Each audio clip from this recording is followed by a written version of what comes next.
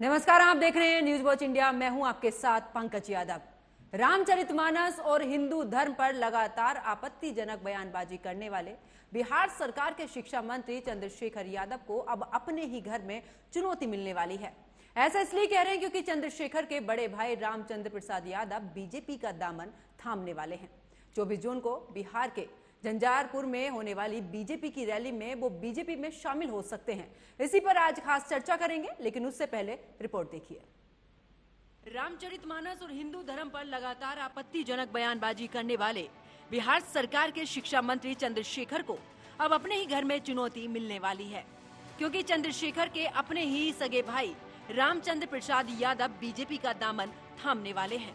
माना जा रहा है कि 24 जून को बिहार के झंझारपुर में होने वाली बीजेपी की रैली में वो बीजेपी में शामिल हो सकते हैं। चंद्रशेखर के बड़े भाई रामचंद्र प्रसाद यादव दिल्ली में सत्यवती कॉलेज में प्रोफेसर थे। वो हाल ही में सेवा से रिटायर हुए हैं और अब वो बीजेपी नेताओं से मुलाकात कर पार्टी में शामिल होने की इच्छा जता चुके हैं। बीजेपी ने उन्हें पार्टी में शामिल कराने का भी फैसला कर लिया है। माना जा रहा है कि बिहार के कोसी क्षेत्र में बीजेपी यादव बिरादरी में अपनी पैठ मजबूत करना चाहती है और इसका विकल्प रामचंद्र प्रसाद यादव के रूप में मिल सकता है, क्योंकि कोसी इलाके में बीजेपी के पास बड़े चेहरे की कमी है। ऐसे में रामचंद्र प्रसाद यादव बीजेपी के लिए विकल्प हो सकते हैं और आने वाले समय में बीजेपी रामचंद्र प्रसाद यादव को मधेपुरा विधानसभा सीट से ही चुनाव लड़ा सकती है, क्योंकि इसी सीट से उनके बड़े भाई चंद्रशेखर विधायक हैं, तो उनके लिए ये कड़ी चुनौती होने वाली है। Bureau report, news watch India.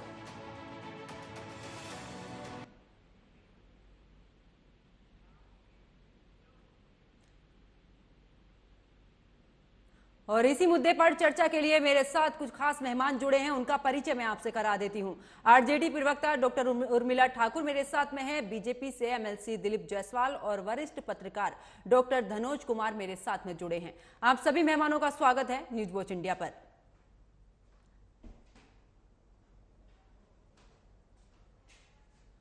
तो चर्चा की शुरुआत आरजेडी के साथ में ही करूंगी।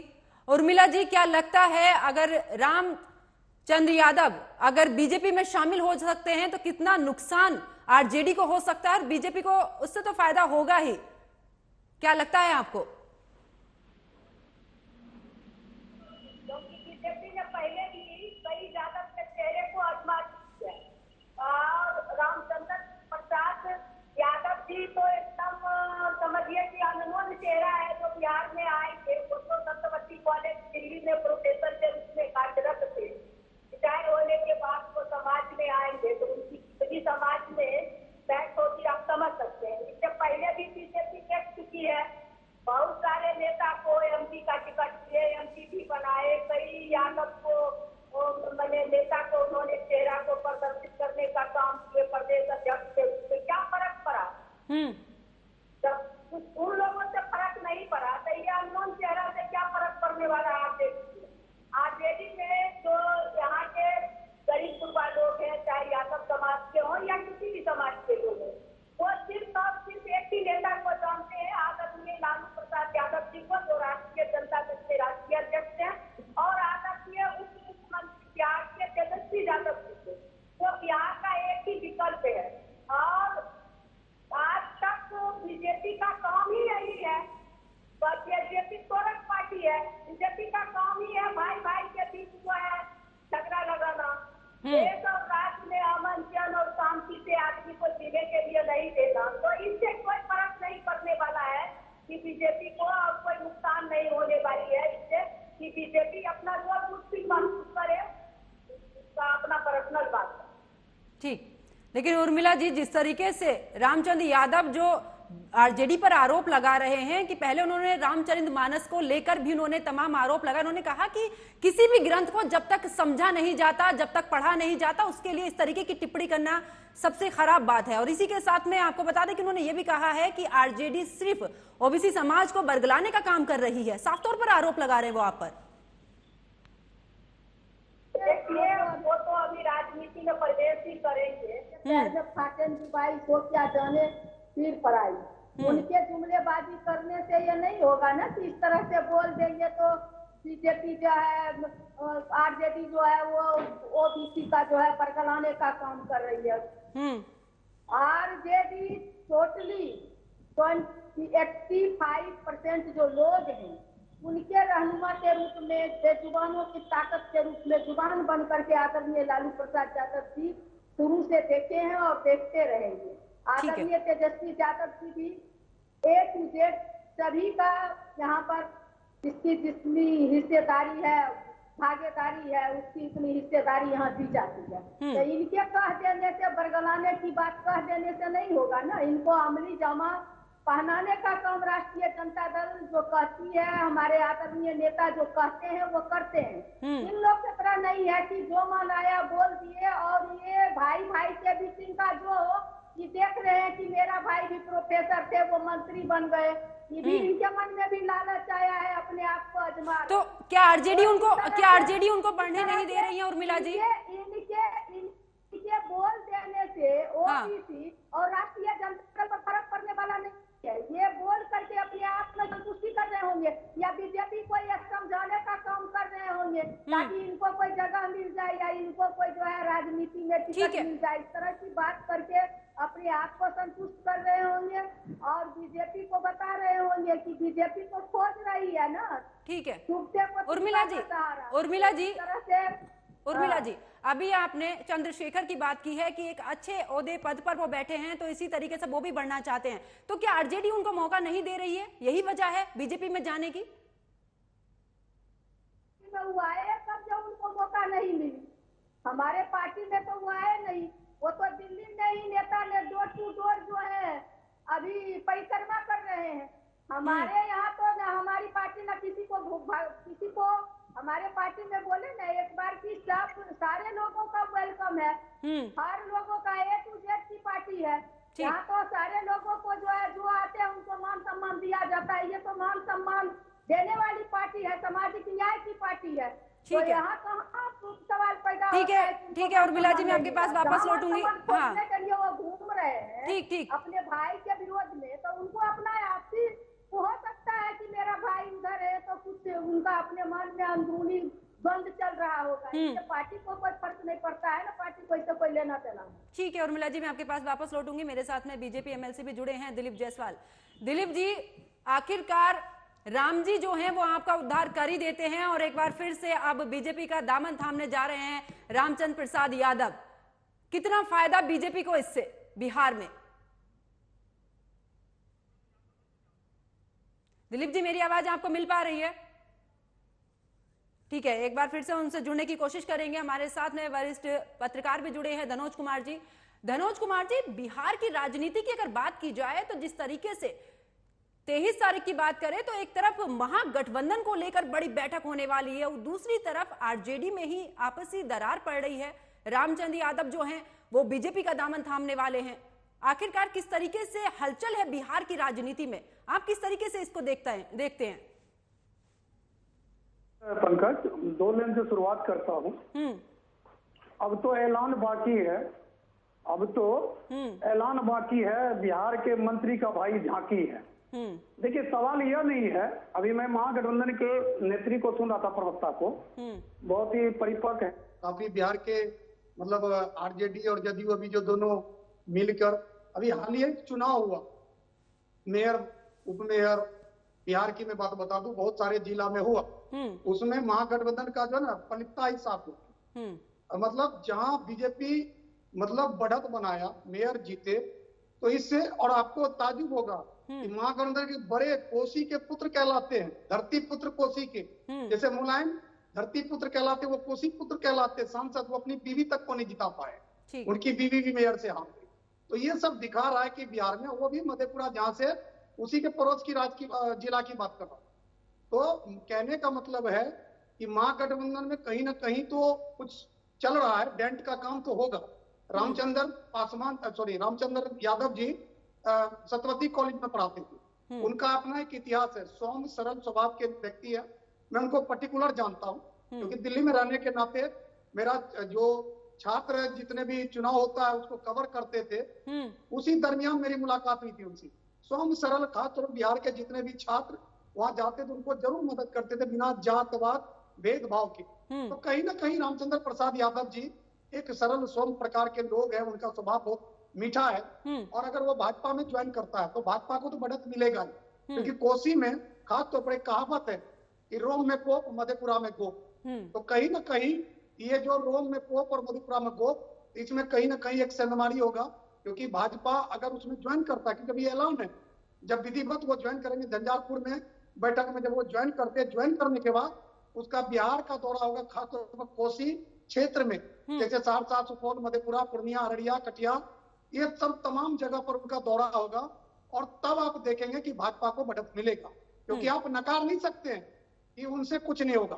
प्रोफेसर है और चंद्रशेखर जी, और इसमें क्योंकि चंद्रशेखर आज विधायक है तो कहीं ना कहीं उसका 50% हाथ है, तो इसलिए अगर वो बीजेपी ज्वाइन करता है पंकज, तो मुझे लगता है कि चंद्रशेखर के लिए सिर दर्द, बदन दर्द होगा, और महागठबंधन के लिए तकलीफ होगा, डेंट मारे।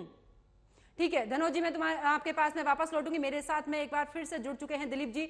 दिलीप जी, आखिरकार बीजेपी को हमेशा से ही राम से एक लगाव रहा है और उद्धार भी किया है राम ने आपका, और एक बार फिर से बिहार में रामचंद्र प्रसाद यादव बीजेपी का दामन थामने वाले हैं, क्या कहेंगे इस पर? जा रही है आपको? हाँ, मुझे आवाज आपकी आ रही है। आपका आवाज आ रही है मेरी? जी जी, क्लियर जी। देखिए, अभी दो लोगों ने अपनी अपनी बातें रखी और अलग अलग तरीके से इस बात को समझाने का प्रयास किया। सच्चाई ये है कि जो चंद्रशेखर जी के भाई हैं, जब भी कोई दो भाई ही हैं, वो लोग अपना सहोदर भाई हैं, ब्लड रिलेशन, ब्लड ये है, तो अगर किसी का कोई अपना भाई उसके साथ विट्रे करके भारतीय जनता पार्टी में आ रहे हैं, तो समाज इस बात को मानती है कि भाई जिसने उसको पढ़ाया लिखाया, चंद्रशेखर जी को, जिसने इस मुकाम तक पहुंचाने का काम किया है, रामचंद्र यादव जी ने चंद्रशेखर जी को, और आज उनको उनसे नाराजगी हुई। इतने लंबे उम्र तक उनसे नाराजगी नहीं हुई, आज नाराजगी हुई क्योंकि वो किसी न किसी तरीके से अपने ही संस्कार को बदनाम करने का प्रयास कर रहे हैं।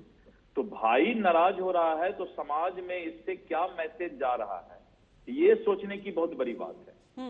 और हमारी राजद की बहन भी जो बता रही थी कि भाई भाई को तोड़ने का काम कर रहे हैं, क्या हमारी बहन ये बता सकती हैं कि हमने कभी तेजस्वी जी और तेज प्रताप जी को भी तोड़ने का काम किया है क्या? हमने तो भगवान राम और भगवान लक्ष्मण को जोड़ने की बात हम समाज में लेकर के आते हैं। इसीलिए इन सब राजनीतिक बात करके किसी बात को टालना नहीं चाहिए। रामचंद्र यादव जी का आना इस बात को साबित करता है कि चंद्रशेखर जी का जो अभी उनकी कार्यकलाप रही, जिस तरह का उन्होंने वक्तव्य दिया रामचरितमानस पर, या जिस तरह का हिंदू धर्म के खिलाफ उन्होंने बात किया थोड़ा सा सेकुलर बनने के लिए, ये समाज को आईना दिखाने का करेगा रामचंद्र यादव जी के आने से कि चंद्रशेखर जी का विचार क्या है। दूसरा ये कि जो शिक्षा विभाग उनको मिला है, शिक्षा विभाग उनसे संभल नहीं पा रहा है, इसीलिए नीतीश कुमार जी को एक ऐसे आईएएस अफसर को वहां का प्रिंसिपल सेक्रेटरी बनाना पड़ा। बहुत चर्चित आईएएस हैं के पाठक। अभी कुछ ही दिन पहले नीतीश कुमार जी ने उनको शिक्षा विभाग का प्रधान सचिव बनाया, क्योंकि उनको मालूम है कि शिक्षा मंत्री अपने काम में सक्षम नहीं है और पूरा शिक्षा व्यवस्था बिहार का चरमरा गया है। वो अभी रामचरितमानस और धर्म में ही फंसे हुए हैं। ठीक है। तो उनको गठबंधन ने भी नकार दिया, घर ने भी, भाई ने भी नकार दिया। तो इससे मैसेज तो जाएगा ही समाज में। इसको अगर थोड़ी दलील दे करके लोग अलग थलग बोलना चाहें तो ये राजनीतिक दुकानदारी नहीं चलता है। ठीक है, नहीं चलता। ठीक है दिलीप जी। उर्मिला जी, जिस तरीके से रामचरितमानस को लेकर इतनी राजनीति हुई, उनके बयान को लेकर अब भाई भी उनके खिलाफ हो चुके हैं, कहीं ऐसा ना हो कि चंद्रशेखर की वजह से आरजेडी को बड़ा खामियाजा उठाना पड़ जाए और बीजेपी जिस तरीके से सेंधमारी कर रही है फायदा उठाती ना चली जाए आरजेडी से? बोल दी हूँ कि हमेशा इन्होंने जाति तो रख पर विश्वास किए, इन्होंने आप भाई तो रख पर विश्वास करते, कभी कभी पति पत्नी तो रख पर विश्वास करते हैं कि पति अगर कोई पार्टी में है तो उसके पत्नी को तोड़ के मिला ले। मतलब कि किसी एन केन प्रकार ये चाहते हैं जो इन्होंने वादा किए केंद्र सरकार में, और जो इन्होंने 15 साल जो सरकार सत्ता का जो इन्होंने मलाई काटने का काम किए आदरणीय नीतीश कुमार जी के साथ, इनसे पूछिए ना नीतीश कुमार जी क्यों भागे, इनसे नीतीश कुमार जी क्यों भागे? ये कभी एमएलए तोड़ के मिलाते हैं, सरकार बनाने के लिए कुर्सी तक कैसे चले जाएं? किसका सहारा लेकर के हम लोगों को बरगला करके वोट बैंक पर हम सिगमारी करें? तो उससे कुछ नहीं होने वाला है। ये जो है इनके सारे चीजों को लोग समझ चुके हैं। कभी दिलीप जी राम जी बिल्कुल आपको बोलने का मौका मिलेगा जी। कभी बिहार में बागेश्वर बाबा को उतार करके ये काम की बात कभी नहीं करते हैं, कभी बेरोजगारी की बात नहीं, कभी बिहार में विशेष पैकेज की बात नहीं करेंगे, बिहार में जो है विशेष राज्य के दर्जा की बात नहीं करेंगे, पटना यूनिवर्सिटी को सेंट्रल यूनिवर्सिटी देने की बात नहीं करेंगे, केंद्र के हाथ में जो है जातिगत जनगणना हो रही है उस पर बात नहीं करेंगे। ये बात करेंगे कि भाई भाई के बीच विवाद खड़ा करके अपना साथ वहाँ पर कैसे कम जा करके बना दे, इस तरह की बात करना इनका जो है इनके मैनिफेस्टो में शामिल है कि फूट डालो और शासन करो, भाई भाई के बीच फूट करने का काम करेंगे। लेकिन उर्मिला जी का काम करेंगे, मंदिर मस्जिद की बात करेंगे, श्मशान कब्रिस्तान की बात करेंगे, गाय गंगा और गंगा की बात करेंगे। ठीक है, यहाँ तो यही जो है प्रशिक्षण मिलता है। तो इनके भाई हमारे आदरणीय जो शिक्षा मंत्री है और ये कह रहे थे कि जो है प्रधान सचिव बनाया गया, किस विभाग में प्रधान सचिव नहीं बनाया जाता है? ये तो विभागीय बात है, हर विभाग में जो है प्रधान सचिव रहते हैं। तो इनको इस तरह की बात करके लोग थोड़े पढ़े लिखे लोग को गुमराह कर सकते हैं या समझा सकते हैं कि हम जो कह रहे हैं वो बात सही है। ठीक है, अपनी संतुष्टि कर रहे हैं, लेकिन कि कितना प्रभाव डालते हैं। लेकिन उर्मिला जी, आपने जिस तरीके से आरोप लगाया कि बीजेपी फूट डालने का काम करती है, आखिरकार कहाँ कमी रह जाती है विपक्ष में जो कि वो टूट जाते हैं, जो बीजेपी वहां पर सेंधमारी कर जाती है? देखिए, विपक्ष में अगर कमी रहती तो आज बिहार में सरकार नहीं होती।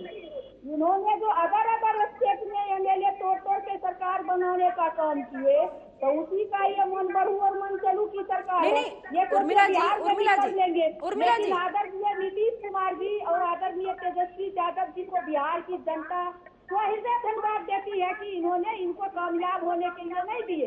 और 2024 में भी आज देख लीजिए 23 तारीख को G20 सारे लोग मिल रहे हैं विपक्षी, और इनको 2024 में जो ये अपना सोच रहे हैं कि हम जो जुमलेबाजी करके चले आए थे उस तरह मैंने 14 में सत्ता में, तो उस तरह की बात अब नहीं होगी। अब हलवा नहीं बन के इनको सीधे मुंह में चला जाएगा। अब इनको हलवा बनाने के लिए बहुत सारे चीजों को जुटाना पड़ेगा, जो बहुत दूर दूर तक बिहार के लोग कम से कम और देश के लोग बहुत ज्यादा त्राहिमाम है, त्रस्त हो चुकी है इस सरकार से।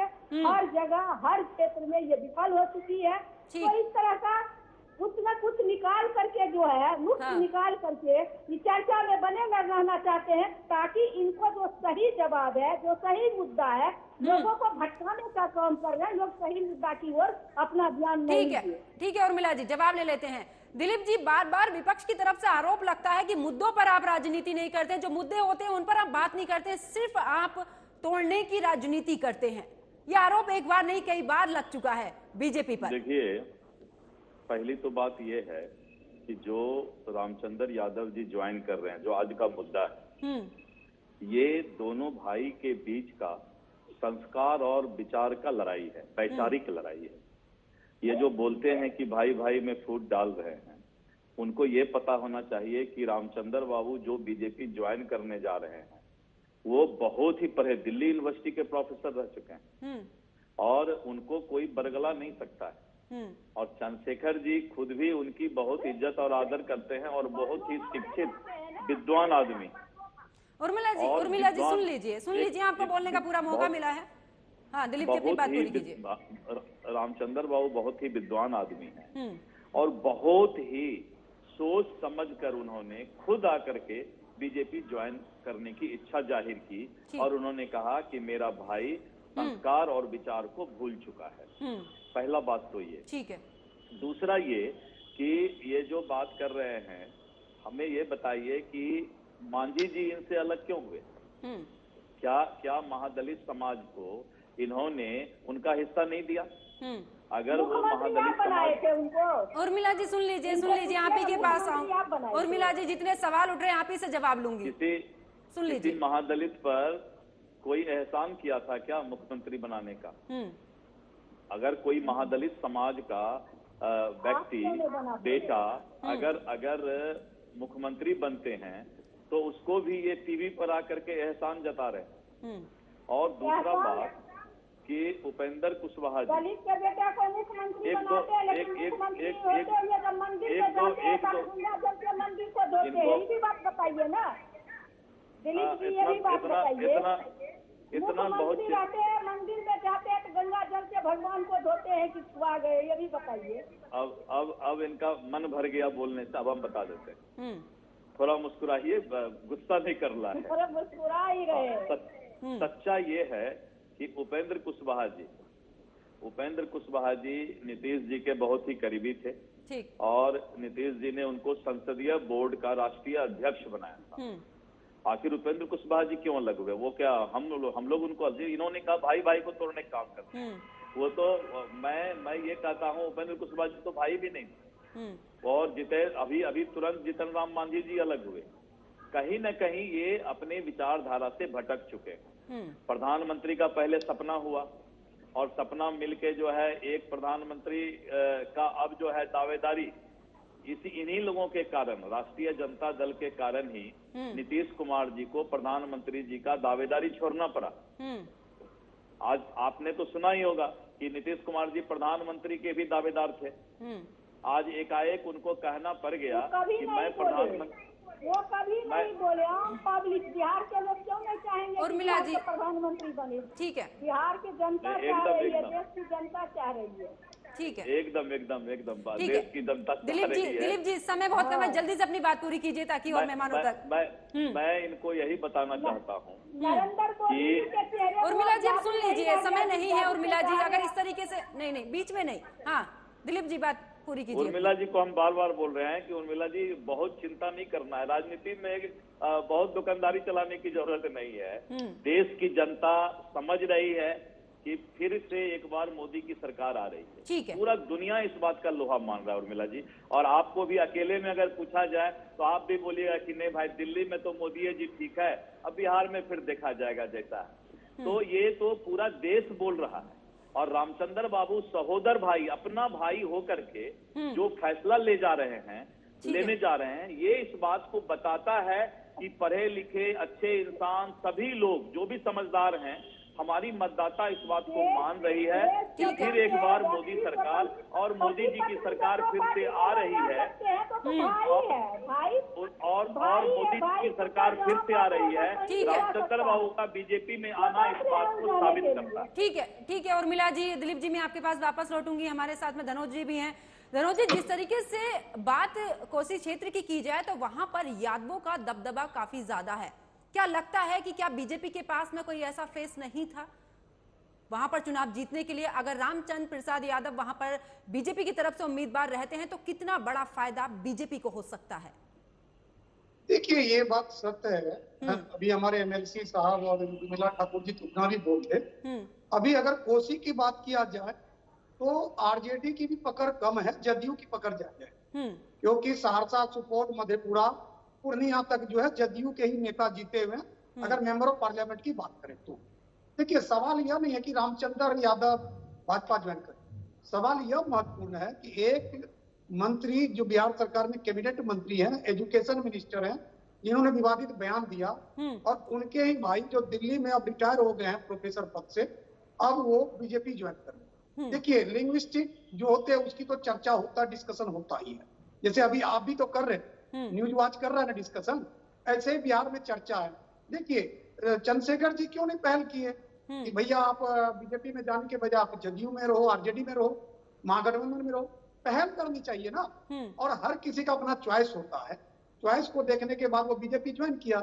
अब उनके कितना कारगर साबित होगा ये तो ज्वाइन करने के बाद, जब उसको कितना बीजेपी उसकी ऊर्जा को, एनर्जी को स्टोर करके कितना उसको डिस्ट्रीब्यूट कर सकता है, कितने लोगों तक पहुंचा सकता है, तो बीजेपी की बात है। लेकिन मैं ये जो आरजेडी के प्रवक्ता है ये भी भली बात ही जानते हैं, इन्होंने कहा नीतीश कुमार भाग गए। इनका भी शब्द देखिए, उनके सहारे मलाई खा रहे हैं और उनको ही भगोड़ा कह रहे हैं। तो इन लोगों के शब्द जो है ना, क्योंकि देखिए ऑल लिंग्विस्टिक, हम लोग जो सब पढ़े लिखे लोग हैं और अच्छी तरह जानते हैं, काफी साल हो गए पत्रकारिता में, कई बार आपके साथ मैंने डिबेट किया, जो अपने नेता के लिए जो शब्द सूचक है, जो शब्द सूचक वो कितना घातक होता है।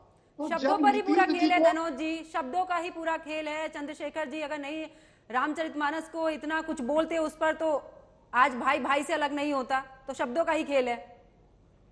बिल्कुल आप कह सकते हैं। देखिए हमारे बिहार में, बिहार जो है बुद्ध की धरती है, महावीर की धरती है, बिरसा मुंडा की धरती है। यहाँ बहुत सारे संत पैदा हुए जिन्होंने अवतार दिया, भगवान का दर्जा प्राप्त किया, संस्कार। आप यह देखिए ना, बड़े बड़े कवि, बड़े बड़े शायर, बहुत सारे लोग पैदा लिया बिहार के अंदर। और आपको मैं बता दूं, जयप्रकाश नारायण जी वो भी बिहार में, बोला सिंहासन खाली करो कि जनता आती है। तो जो स्लोगन है सिंहासन खाली करो जनता आती है, यानी जनता के महत्व को जयप्रकाश नारायण जी ने वर्णन किया कि देखो कुर्सी महत्वपूर्ण नहीं है, महत्वपूर्ण जनता है। आज बिहार की जनता, एजुकेशन मिनिस्टर को भी पता है, यहाँ एजुकेशन में आपको फॉल्ट बता दो बिल्कुल कि 3 साल में ग्रेजुएशन होता है हर जगह, यहाँ 5-6 साल लग जाता है। धनोज जी समय बहुत कम है, मैं चाहूंगी जल्दी से आप अपनी बात पूरी कीजिए, जल्दी से। मैं 10 सेकंड में क्लियर कर देता हूँ। तो बच्चे भी यहाँ प्रताड़ित हो रहा है। बिहार में ग्रेजुएशन होने में भी 6-7 साल लग जाता है, 5 साल लग जाता है। यूनिवर्सिटी में पढ़ाने के वेतन तो सब उठाता है, लेकिन पढ़ाने के। चलिए धनोज जी, समय समाप्त हो चुका है और मुझे चर्चा को यहीं पर ही रोकना पड़ेगा। आप तीनों मेहमान मेरे साथ इस चर्चा में जुड़े, आप तीनों का बहुत बहुत शुक्रिया। तो देखिए, बिहार में जिस तरीके से रामचरितमानस को लेकर भी एक बार विवाद हुआ था, चंद्रशेखर यादव ने जो बयान दिया था उस पर राजनीति हुई थी, और अब उसी बयान को लेकर उनके भाई रामचंद्र प्रसाद यादव बीजेपी का दामन थामने वाले हैं। एक तरफ 23 तारीख को महागठबंधन को लेकर बड़ी बैठक पटना में होने वाली है, तो वहीं दूसरी तरफ 24 तारीख को रामचंद्र प्रसाद यादव बीजेपी का दामन थाम लेंगे। लेकिन सोचने वाली बात यह होगी कि क्या कोसी क्षेत्र में जिस तरीके से यादवों का दबदबा है, क्या दोनों भाई एक ही जगह से चुनाव लड़ते हैं तो किस तरीके से यादवों का जो वोट बैंक है वो बटेगा। तो मेरे साथ फिलहाल चर्चा में इतना ही। आप देखते रहिए न्यूज वॉच इंडिया। नमस्कार।